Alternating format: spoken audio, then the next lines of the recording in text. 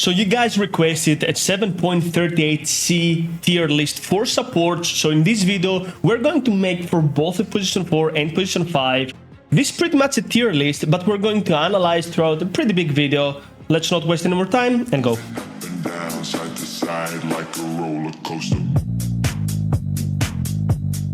So we're gonna have 6 categories this time, as usual, S, A, B, C, D, and of course, why you even play Dota or stop griefing your allies, which is like never play. And we're gonna start with never play Dota again, or you queue while you're tilted, or nobody knows why you even pick this hero. And of course, this is Pods, Doom, Disruptor, Air Spirit, like why people even keep picking Air Spirit, I don't know. 10, Lina, Invoker, and Magnus. Okay, there's not really much to say about these heroes. For example, Pods, maybe Pods is actually has some kind of potential as a position 5, right? But usually players are just giga tilted, giga mad, they just lost the role, or they just queued for all 5 roles and all of a sudden they just don't want to play position 5 or position 4, they just pick a Pods and they just lose. So definitely hero might have some potential, but players don't, so definitely deserves there. Now, Doom, I've seen some Doom position 4 where you just let open the enemy small camp and maybe if you find some kind of Harpy, it's decent. But Doom is just a pretty bad hero in general. It can be fine, I guess, if you play for some kind of Chen, but who plays Chen, right? So definitely Doom is not there, it's a pretty bad hero. Now we're gonna move to Disruptor. Now I'm a little bit harsh to Disruptor. Personally, I don't like the hero. By definition, Disruptor is a great hero when you play from ahead, but he's the worst hero when you play from behind, so you really want to have a team that plays from ahead. And to be honest, the problem with Disruptor is that he doesn't have a reliable way, A, to play from ahead, his laning stage is meh, and B, when he gets to play against many heroes that they get to jump on him like Spirit, Spark, Cop, Tiny, and pretty much half heroes in Dota, he doesn't have a reliable way to actually deal with that. No disengage, no slow, no high health, no nothing pretty much. And since we play in a meta that people just, especially like cores, jump on support, Disruptor sadly is not a good hero by definition. Now Earth Spirit, nothing to say for this hero. Even if you're some kind of Earth Spirit god, your laning stage is probably pretty bad. This hero is an absolute grief, and I'm telling you as a guy that plays a lot of offlane right now fairly high, this hero, whenever I see that, I'm like, go try lane bot, I'm going to pick some kind of primal beast, I'm gonna cut waves, just don't come to my lane. Now we're gonna go to my beloved Chen. Nothing to say, hero might be slightly available in some kind of pro match, but when it comes to pub, this hero is the worst thing I've seen in my life. I'd rather have actually something like a life stealer position 5 rather than a Chen, right? And I'm telling you as a guy with more than 400 games on Chen. Lina, again, I think Lina has the same problem with Disruptor, that her laning stage is pretty bad, and when she gets jumped on, her reaction time is too slow, light strike array takes too much time. No. Invoker, you just wanted to pick mid, and all of a sudden you just end up playing support and you just want to have fun. Hero is absolutely garbage. Now, Magnus, no, especially after the nerfs, just no. It used to be a fine core, but it's also as bad as a core as support right now, so definitely stay away from this hero. Now, D tier is a category that you might have some good games, like 1, 2, 3 times out of 10, and under real circumstances, maybe you can get to pull it off as a second or third phase pick.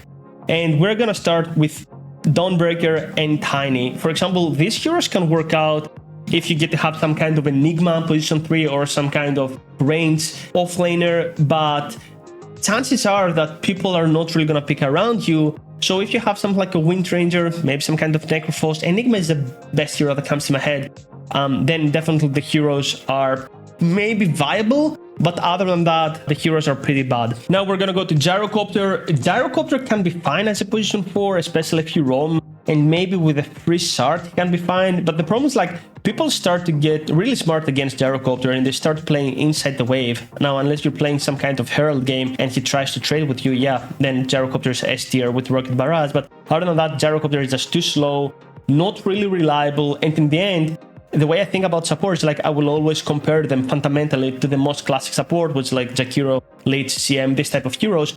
And if they lack laning stage and at the same time they lack mid-game presence, then definitely they should deserve the lower tier. And sadly, Gyrocopter not that great.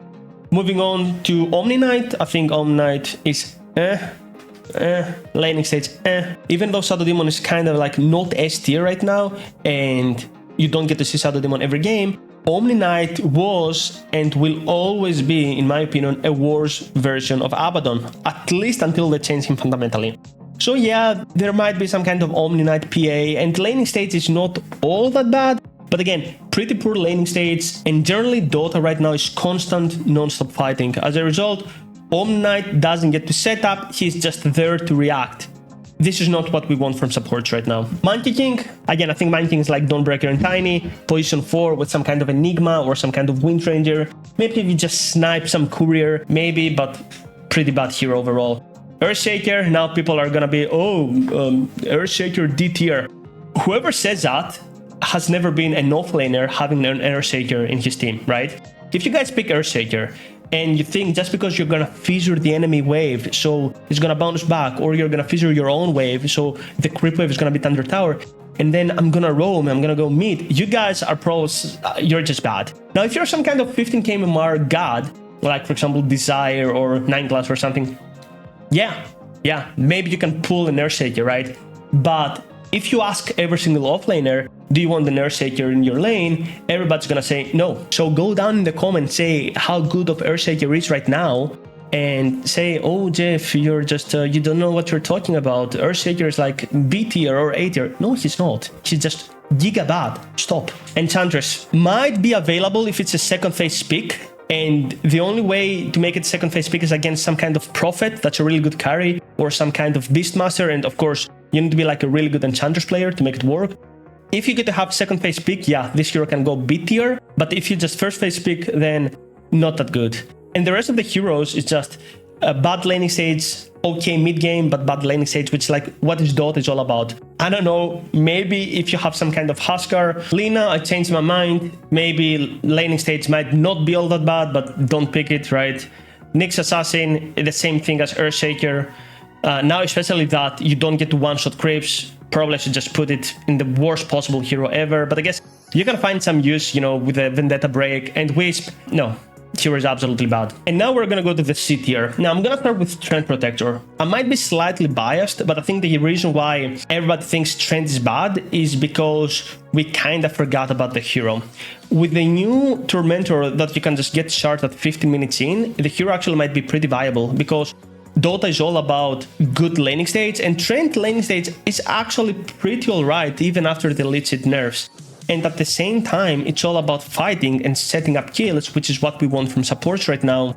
And Trend can do that with a shard. So I think Trend can't really go to the D tier, might even go B tier, depending, but we need to do some testing. I think all of a sudden this hero is going to have some kind of 5 movement speed extra as a buff, and he's going to be S tier. So definitely I think he's there. Now Bane, I think the reason why Bane might be not that great is mainly because there's a lot of silencers, some decent Abaddons as position 1 and position 3. There are a lot of dispels overall that make Bane not that great. His laning stage is pretty nice, the fact that you can steal Wisdom is pretty nice, but at the same time, what's the point of having a Bane if I can't really pull an ultimate all the time? We're gonna go to Undying. Undying is the same thing as Trend Protector. I think it's just C tier, because he still gets to stomp the laning stage, but at the same time, this is what he does only. So not really fighting later on, big cooldowns. You can get to have a free Roshan if you tombstone and use ultimate and just hit Roshan, but that's it pretty much. And the lower the ranks, the less you're gonna take advantage of this ability, you know, of the fact that Undying can just give you free Roshan. Pretty much all these lists are just heroes with not that great laning stage. We're gonna go to Mirana. I think Mirana is okay, not that great right now. Why? Because right now she's an agility hero, and the fact that Universal got nerfed, overall it's really hard to stomp the laning stage with the right click and the big attack range that she has. Right, and as a result, it can be fine against with the arrows and the rotations in the mid lane, but there are so many better heroes than Mirana, right? She can be alright. Rubik, I think Rubik is always gonna be a fine hero, not that great, not that bad. It's a second phase pick hero, so Rubik can be like A/B tier, or it can be like pretty bad hero depending, because the problem with many supports is that if you get to first phase pick them, then all of a sudden enemies, if they're smart, they're gonna pick something against you.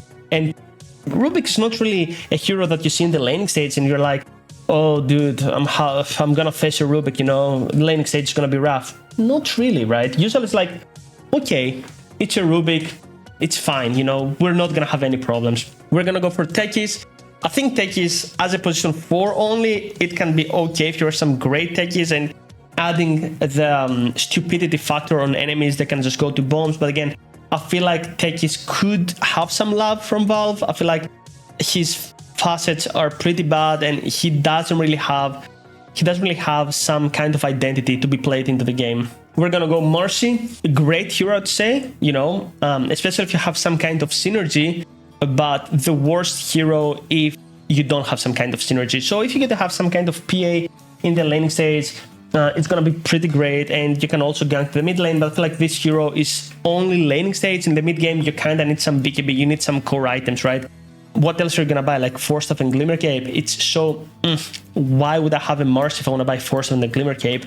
And if this hero feels really bad if he plays from behind overall, okay? And I'm telling you as a guy who loves to play Martian. Now we're gonna go Prophet support. Yes, we've also made a guide in the past about this hero, but right now I'm pretty biased overall, right? Because I started playing Prophet here, I'm like, okay, winning all the time, right? So I'm doing fairly fine, even though my sample is not really that big. I'm going for the left facet, I'm just sprouting people, I'm just teleporting on the right spot. But I think that if you don't get to play Prophet the way I do, or moving around the map and just having really good trades with the Sprout, then this hero straight up belongs to the griefing type of games, right? So I'd say that it's a fairly simple game because you don't really have a lot to do, but if you don't do the very basics, the hero is absolutely trash. Batrider, I think he can be fine, not that great. I think many times the Batrider players are just not that great. As a result, they just get to dive a lot and they just get to die a lot. I think the hero might have some potential, but he needs some kind of buffs, right? Maybe slightly more damage as support athlete, maybe slightly more movement speed. It's just really hard to balance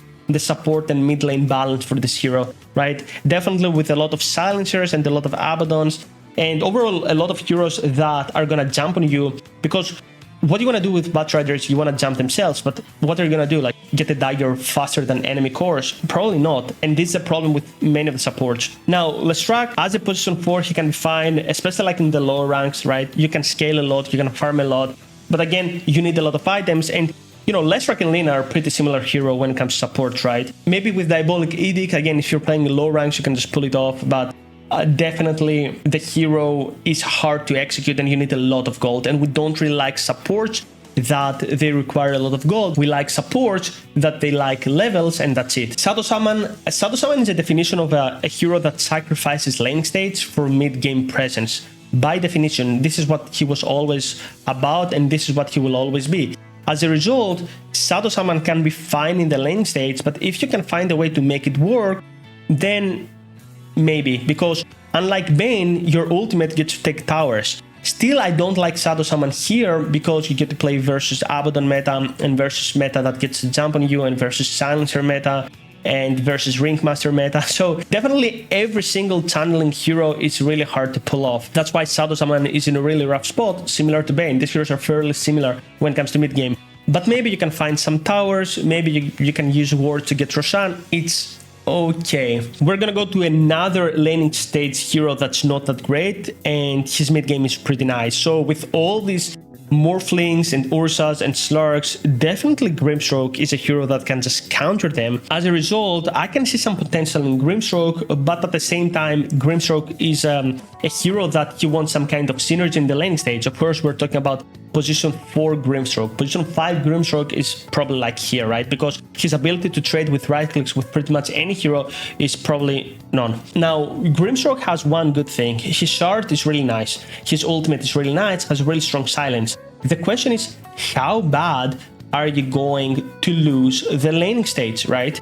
If you lose the laning stage really hard, which chances are that you're going to lose the laning stage as Grimstroke, especially if you don't have some kind of synergy, and therefore enemies are going to snowball, and we're going to have the same problems that people are going to jump on you, because Grimstroke is really priority kill, right? Because he has so much potential and so much value to actually add if he's left untouched. As a result, Grim is a C tier, can be okay, maybe he's not okay. Ogre Magi, not a lot to say. Unlike all the other heroes, he's just a fine hero. He's not great, he's not bad. Maybe his only downside is that with Nullifier being giga meta for the last couple of years, your only strength, which is Bloodlust, is going to get dispelled, and we don't really want to, have that. Abaddon, again, fine laning stage, a lot of dispels to actually dispel, but at the same time, we get to play against Silencer, so we're gonna get global, so we can't really dispel our allies. And of course, we want heroes that can set up, and Abaddon doesn't really do that. Lastly, Ricky, he can be fine, and I think the reason why Ricky can be fine is because there are a lot of slurks, and to be honest, it's like a trend protector with a shard or a bounty hunter. You just move around the map and you find enemy heroes and you scout them and you just set up. And of course, smoke screen, still pretty fine. Of course, laning stage is but I can see him sacrificing laning stage for mid-game presence. Now, I just added Terrorblade. I've seen it in a couple of pro games. He can be fine. You can use Q on enemies. You can sunder your allies. He can be fine if you get to play Terrorblade. Otherwise, again, he belongs here. Now we're gonna go to the B tier. I'm gonna start with Clockwork. Good laning stage, good mid game. Not great, but good, solid. You can't really go wrong with a hero like Clock.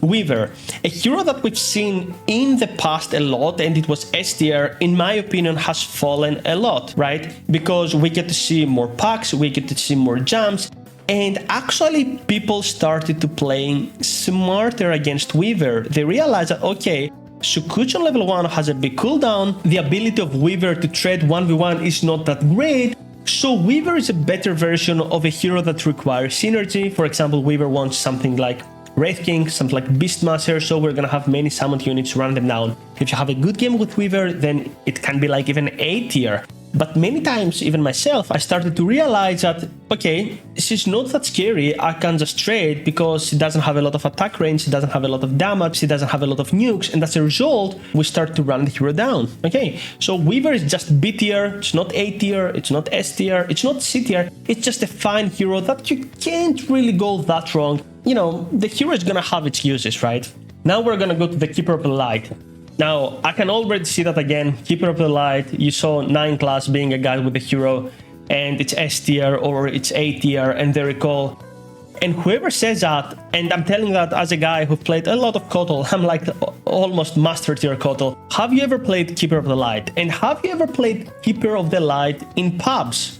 Just because you saw 9 class being a god in these games, it doesn't mean that your 2k MMR games, or your 5k MMR games, or your 10k MMR games are going to be, oh, I'm going to go in and synergy. No, the hero is fine, and the reason why it's fine is because Medusa is also meta right now in the position 3 role, and there is a lot of packs and co-ops and storms and high tempo heroes in the mid lane that you can get to Chakra. So you guys think, oh, I'm gonna synergy and use Gate, and no, KOTL is a giga hard hero, and chances are that even if you're a great KOTL player, just like myself, your teammates are not going to coordinate. So I would say don't even pick the hero. It's not even worth it. The last 5 years, the hero is absolutely trash, and now he's gonna get nerfed and he's gonna be trash again. So don't even bother to learn the hero. Just let him alone, please. Lion, pick Lion, there you go. Lion is great. He has a stun, he has finger, he has hex, he has fine laning stage. Solid, pick Lion. Stop typing about KOTL. Lion is a great choice, go for Lion. The same thing as Lich. Lich, yeah, he was nerfed. Sure, but still great, still fine. Frostle the towers, high tempo, nukes, teamfight. He's a solid hero, okay? Let's go to Wyvern though. Wyvern, he is great hero. Or he's pretty bad. It's a really rough hero, okay?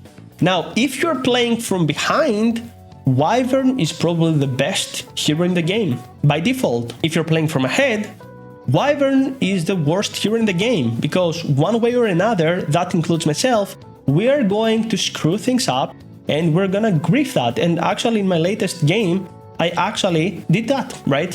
Hopefully we didn't lose the game, but I actually did the curse that it was almost griefing level. I'm pretty sure I got reported. Anyway, I would say about Wyvern that it is a second phase pick, okay? So if you see first phase pick, for example, carries like Terrorblade, heroes like Wyvern are great. Or if you see a lot of heroes with physical damage, Wyvern is great. Or if you see many heroes that they don't have great laning states, because Wyvern is also a hero that he doesn't have great laning states. He's pretty bad at seeing the laning stage, right? And then you should just pick Wyvern. And if you see heroes that they can't really punish you in the laning stage. Now we're gonna go to Warlock. Simple hero, press Q, press W, press Golem, press slow. Just make sure that Fatal Bones, you're gonna press the 2 heroes, that's all. Make sure that the big camp is unblocked, and that's it. Congratulations, you're just immortal. This is how stupid the hero is. And of course you have really good synergies with really good heroes right now, like Phantom Assassin. Okay, now we're gonna go Snapfire. Snapfire, I'm biased, but I feel like, if you're really good at throwing Scatter Blasts, then the hero can be really nice. The only problem with this hero is that you don't really get to trade with the enemy support that great. But if you're playing from ahead, and you have some kind of synergy in the laning stage, like you have some good laner, then the hero can be really nice. Now, Scatter Blast just deals so much damage, right? And I'm having some great success with the hero, and the fact that you can just Scatter Blast and ultimate pretty much from afar, you can pretty much kill everything, right? And Cookie gets to heal, you're a natural Force Staff and Glimmer Cape carrier, so definitely that's a bonus, right? Because you really want support that can just buy that, and you don't want support that ideally they want items like Bat Rider and stuff. Okay, if you're good with Snap, go for it, otherwise you might have some difficulties early on. Now we're gonna go to my beloved NS. I'm pretty sure many players are gonna say that NS is A tier, some gonna say it's S tier, but the hero, many times you need to be a real experienced NS player to play the hero. I do. I used to play NS for like a year right now as a position 5, and he's a position 5 and a position 4, right? But the problem with NS is that you're probably not gonna be that great, and if you don't really make something up the first 5 minutes, aka stomp the lane, then from 5 minutes to 10 minutes in, you don't really do anything, and as a result, the enemy supports are going to have impact. You're gonna be daytime and pretty much you're useless. What are you gonna do? Like, you can't really do anything, and all of a sudden you're gonna play from behind. You need to know the exact formula to actually win the laning stage, right? And in my opinion, NS is a position 5, not a position 4, right? Because you have more room to actually chase enemies down. I really don't like NS position 4 because I really don't like melee heroes in a lane that the creep wave meets under enemy tower, if that makes any sense. Shadow Demon, great hero still. Really nice because you can just purge many carries, right? And his laning stage is not that great, but he's way better than most supports right now, at least from the C tier and the D tier, right? He can be fine. It just, with Shadow Demon, you just need to know how you're gonna survive a laning stage, which is like, that was always his problem. If you're playing from ahead, he's great. If you're playing from behind, he's great. But if you really lose a laning stage, which is like, again, it can happen fairly easily, then we have problems.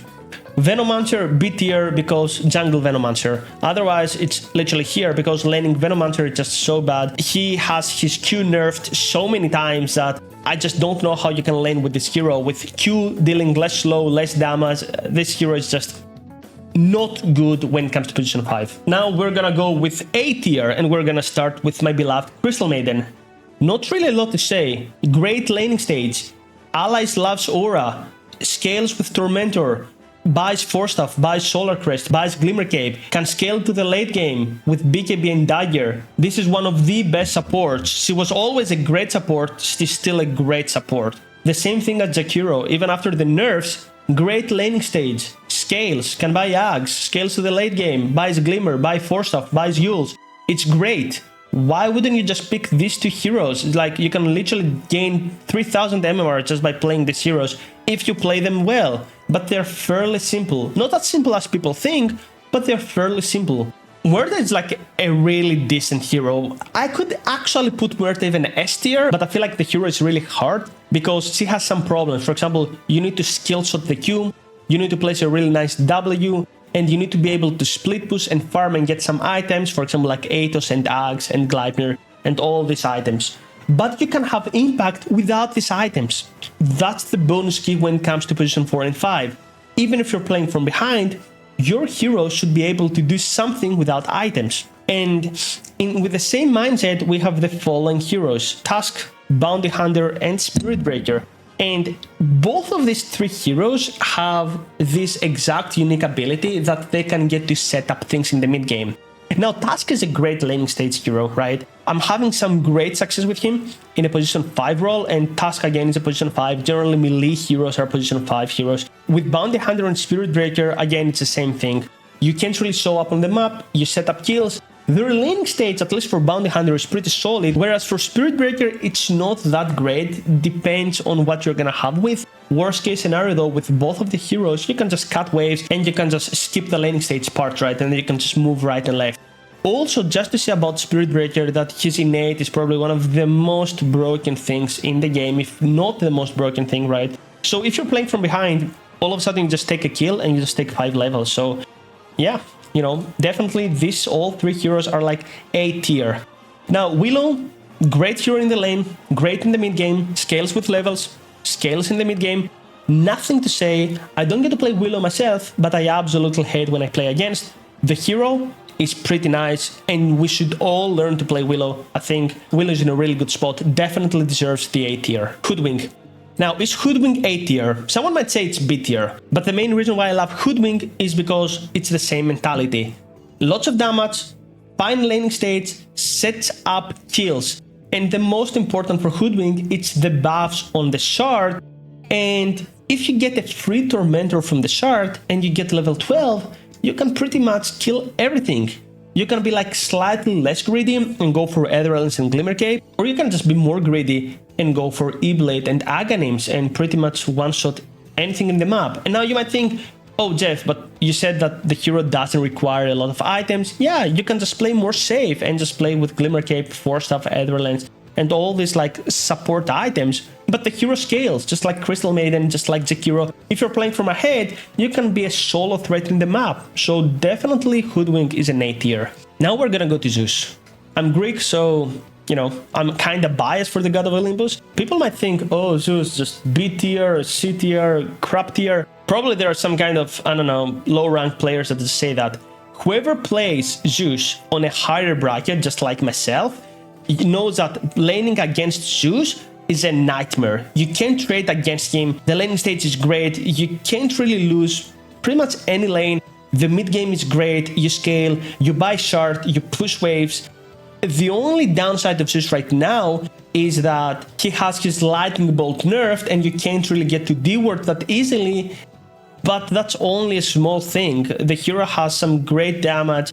The hero is absolutely busted. Still, the fact that you can just get to trade 1v1 with pretty much any hero in the game and just win, literally any hero in the game, 1v1, you just get to trade. You place in position 5, great. Position 4, great. People are just slightly biased about that. So yeah, just great. Phoenix, a hero that I absolutely hate. I absolutely hate to play against. It just uses spirits and you can trade with him and then you die. Pretty much that's it. Whoever plays against Phoenix in the laning stage, a good Phoenix player in the laning stage, knows that this is the worst nightmare when you get to play both support or core. It just uses spirits and all of a sudden you're like 50% HP. And then it goes off cooldown and it just uses one more time and you just die. And then you have this Sunray ability that I don't know what exactly does, but you just die and enemies just don't die. And before you kill it, then you just use Supernova and it gets Rampage. And that's it, you won. Congratulations, you're a 10k MMR player. I'm not even joking. This hero is that's absolutely busted. Sure, we count the fact that, you know, the stupidity of a player and playing on the edge, but generally, even as Zeus, I'm having a really hard time against Phoenix and you have to play around spirits. Still, Zeus has the advantage, but Phoenix is a great hero, scales with Tormentor, scales in the late game, scales with items, scales without items. It's just great hero overall. And now, Slark, some people are gonna place it S tier, some people B tier. The fact that you can just get to D-ward everything on the map, the fact that you are unkillable and impossible to catch due to this facet, which I also recommend if you get to play core. The fact that you just have shard and you can just hide your allies, make this hero A tier. But you need to have a carry mentality to play this hero. You can't just pick Slark when you haven't played core in your life and all of a sudden try to make it work. You won't. You need to be greedy, you need to split push, you need to move around the map, you need to abuse Barracuda, deward the mid lane, deward everything on the map, play solo, abuse nighttime vision. You just need to do everything, then it's A tier. Otherwise, it's just D tier and probably you're gonna feed a lot. And now we're gonna go to the S tier. Silencer, Windranger, Ancient Apparition, and we have sadly the Clown, the Ringmaster, and even more sadly, Tinker, which I hate as a hero. Now Silencer. Silencer is a great hero right now. It's really simple. It's really simple. You win laning stage, you press one button, you win Dota. How you're gonna do that, it's a completely different thing. In fact, I was having a coaching session with a student right now. I was trying to teach him Silencer, and he had a really big struggle because do I skill glaives? Do I go for Q? Do I go for E? When do I press global? He doesn't have a lot of things to do, but you need to execute these little things really, really, really good. Okay.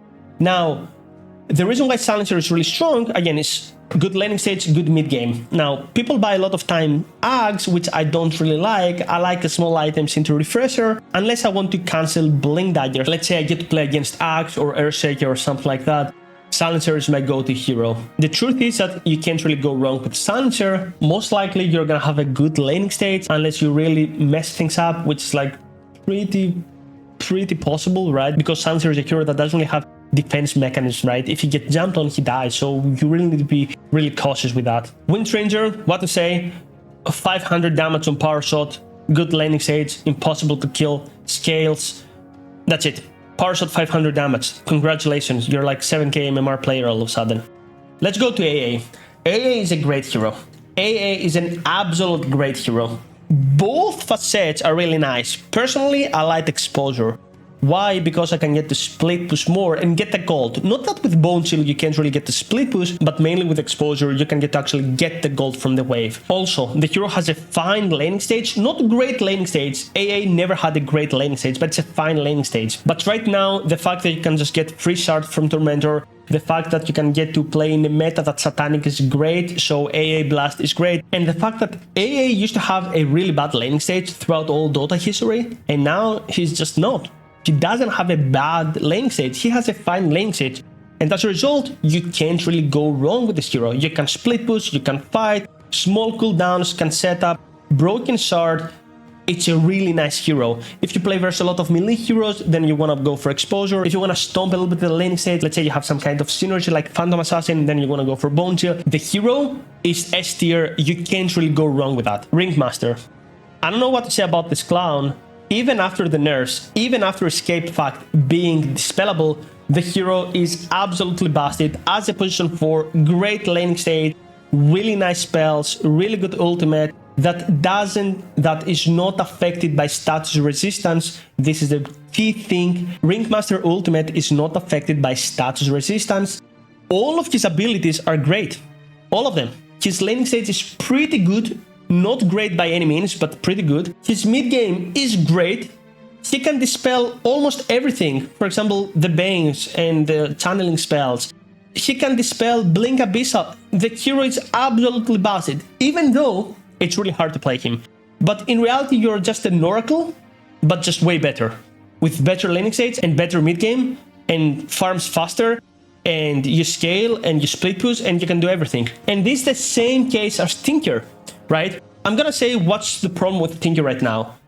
15 minutes in, maybe even 20 minutes in, enemy Tinker position 4 or 5, it doesn't matter, has the same net worth as my mid laner. Enemy position 5 or 4, it doesn't matter, has the same net worth as my mid laner. And he pushes all the waves, he farms everything, he holds tower, he heals, he gives shields, he has laser, he has mischance, great in the laning stage, great in the mid game, farms everything, split push. That's the ultimate support, really. And in the support role, you don't even have to click a lot of buttons, to be honest. You just teleport, use robots, give shield, give hold locket, rearm, do the same thing, go back when you're out of mana. Congratulations, you just won. That's it. And players, just like Ringmaster and just like Tinker, they have to buy Nullifier. But when are you gonna buy Nullifier? Like 30 minutes in? He's already ahead. It's already ahead. That's the problem right now with these heroes.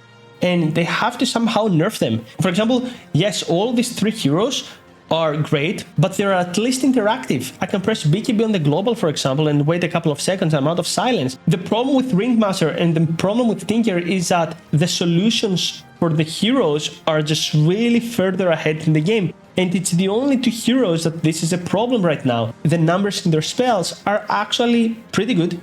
Their laning stage is pretty solid, their mid game is pretty solid, they get to split push. We have a problem here, Valve, right? You need to nerf both of these heroes right now. As a result, this is a tier list in 7.38C. Let me know your thoughts, and as usual, I'm going to answer to most comments. I know that many of you are not going to agree, but this is how it is right now. And I know that other players might have different ideas, but this is Dota right now, okay? I'm telling that not only with a lot of MMR, but with a lot of experience when it comes to the support role. This is the 7.38 tier list. Now, should you play, for example, only S tier and A tier?